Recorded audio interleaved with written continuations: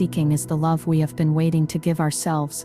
And when we finally give ourselves that love, when we finally stand tall in our own light, we no longer need to seek out partners who require us to shrink. We become a magnet for a different kind of love, a love that mirrors our wholeness, a love that celebrates our strength, and a love that finally feels like home. The journey to a new love story begins with a single courageous step, the step away from the familiar pain, and the step towards a future of genuine connection. This courageous step is not a simple one, it's a leap of faith into the great unknown, and it can be terrifying. We become so accustomed to the rhythms of the familiar pain, the high-stakes drama, the emotional roller coaster, the fleeting moments of connection that feel like a reward for our struggle, that the thought of a quiet, stable love feels, well, it feels like nothing at all. We confuse peace for boredom, and we mistake the absence of drama for a lack of passion. But in this new, uncharted territory, we find a different kind of passion. It is the passion of authenticity. It is the deep, steady current of a love that is built on trust, respect, and mutual kindness. This is where we learn to breathe again,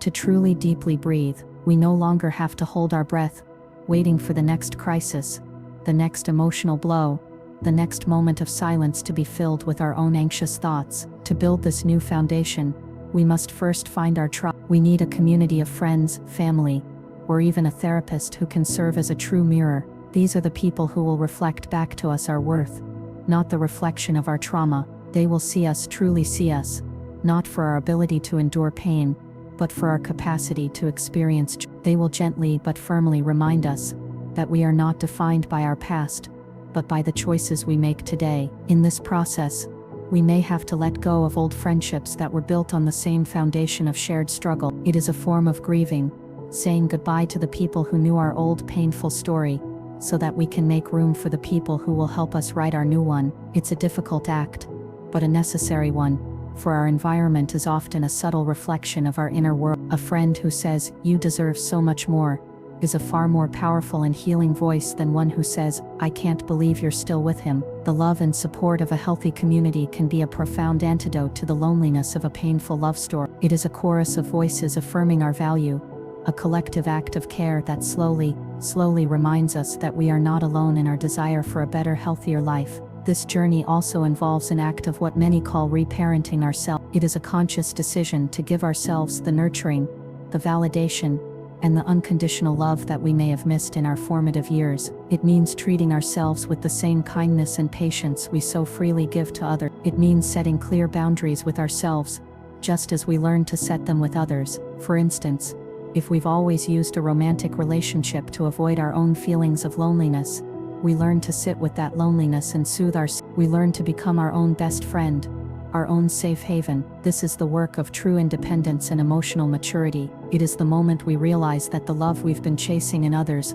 was always inside us, just waiting for us to turn our attention inward. The truth, as the great psychologist Carl Jung said, is that we are not what happened to us, we are what we choose to become. It's a quote that resonates deeply with this journey, as it reminds us that our past does not have to dictate our future. We have the power, the agency to choose a different path, to write a new ending, and in that choosing, we find a freedom we never knew was possible. We no longer need the validation of a difficult love story to feel worth. Our worth is inherent.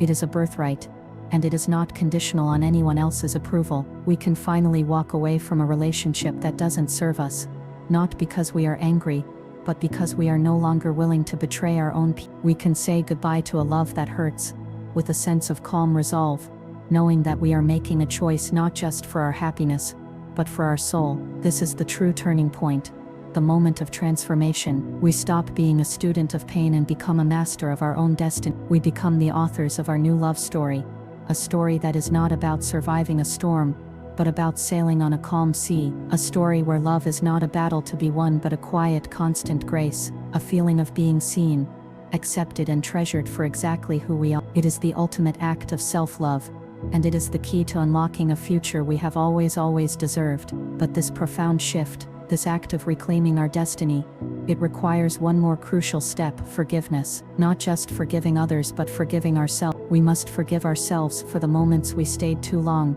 for the times we tolerated disrespect, for the love we gave so freely to those who couldn't receive it. This forgiveness is not a pardon for our mistakes, but a compassionate release from the burden of that. We cannot build a new house on a foundation of self-blame. When we release the weight of our past choices, we create space for a new kind of lightness. We stop punishing ourselves with the very patterns we are trying to escape. This is a quiet, inner revolution, a whispered, "I love you" to the parts of ourselves that have been hurting for so long. It is the understanding that our past pain was not a sign of our weakness, but a testament to our strength. We endured, we survived, and we are here, today, ready to write a new chapter. This healing is not just emotional, it's physical. The body remembers what the mind tries to forget. The constant state of tension, the anxiety, the shallow breaths, the knot in the stomach.